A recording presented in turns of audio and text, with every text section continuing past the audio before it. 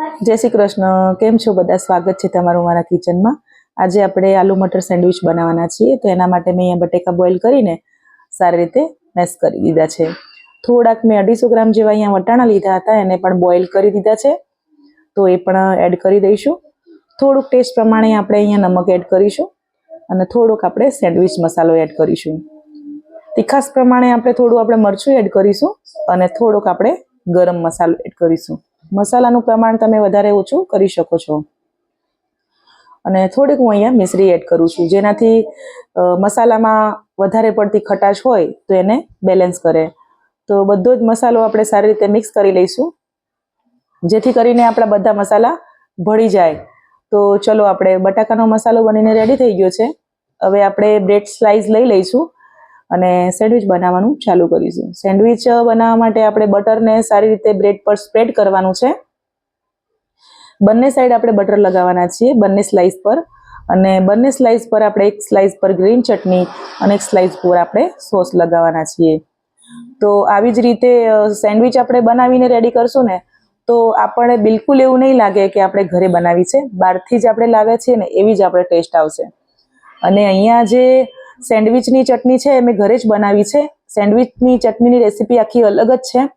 જે આપણે રનિંગ ચટણીઓ હોય છે ગ્રીન, એવી નથી હોતી, આખી ડિફરન્ટ હોય છે, બોમ્બે સ્ટાઇલ।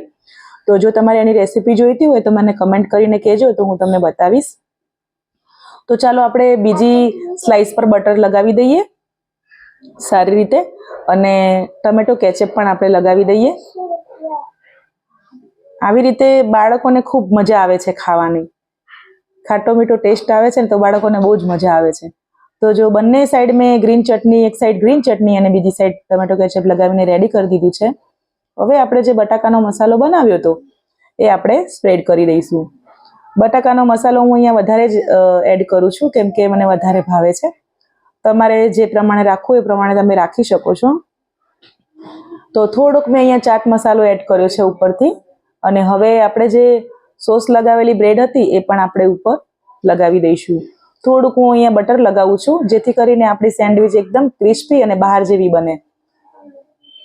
જો તમારી પાસે ગ્રીલ મશીન ના હોય તો તમે લોખંડની ભાખરી રોટલીની તવી હોય એની ઉપર પણ સારી રીતે બનાવી શકો છો। તો જો આપણી સેન્ડવિચ બનીને રેડી થઈ ગઈ છે, હવે આપણે એને નીકાળી લઈશું। તો અહીંયા મેં બંને સેન્ડવિચ બનાવીને રેડી કરી લીધી છે। તો ચાલો હું તમને એનું કટિંગ કરીને બતાવું। તો જોઈ શકો છો તમે અહીંયા સેન્ડવિચ આપણી કેટલી સરસ લાગે છે, એકદમ કલરફુલ। તો આપણી સેન્ડવિચ બનીને રેડી થઈ ગઈ છે। હવે આપણે થોડુંક ચીઝ ગ્રેટ કરીશું આની ઉપર। ચીઝ ગ્રેટ કરવાથી બાળકોને ખૂબ ખાવામાં મજા આવે છે અને ખાય પણ છે ધરાઈને, અને જોવામાં પણ એટલી જ સારી લાગે છે કે જોઈને જ આપણને ખાવાનું મન થઈ જાય। તો મને તો જોઈને ખાવાનું મન થઈ જ ગયું છે।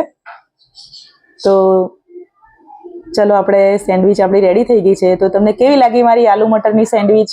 જો તમને મારો વિડીયો પસંદ આવ્યો હોય તો મારા વિડીયોને લાઇક, શેર અને મારી ચેનલને સબસ્ક્રાઇબ કરજો। આવા નવા વિડીયો જોવા માટે મારી સાથે બન્યા રહેજો। જય શ્રી કૃષ્ણ બધાને।